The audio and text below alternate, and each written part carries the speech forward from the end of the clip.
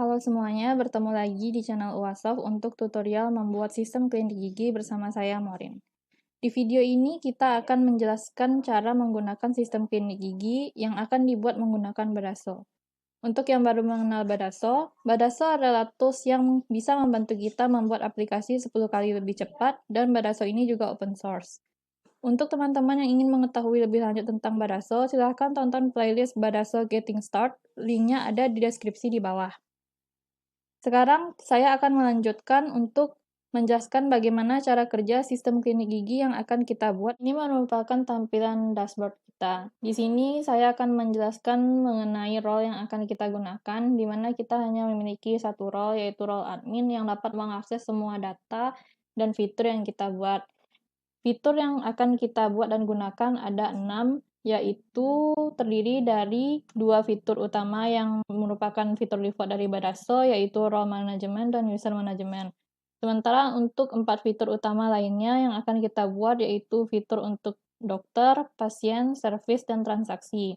Sekarang saya akan menjelaskan masing-masing fitur ini. Ini merupakan halaman Role Management, di mana kita dapat melihat, menghapus, dan mengedit data-data dari role yang ada, serta dapat juga menambahkan role baru jika dibutuhkan. Selanjutnya, ini merupakan halaman User Management, di mana seperti role management tadi, kita dapat melihat, menghapus, mengedit, serta menambahkan data-data untuk user.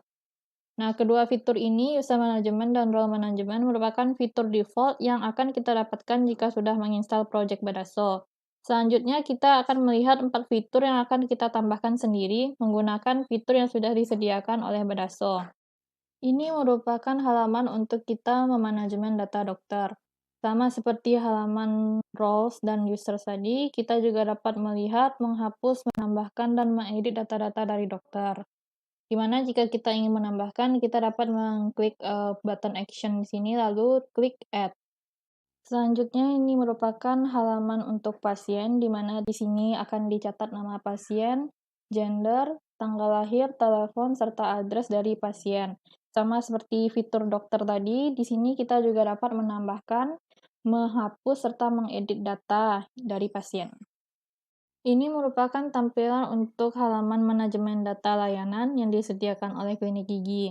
Di sini, sama seperti fitur dokter dan pasien tadi, kita dapat melihat, menginput, mengupdate, dan menghapus data-data dari servis yang ada di klinik gigi. Di sini dapat kita lihat terdapat field name, deskripsi, dan harga dari servis itu.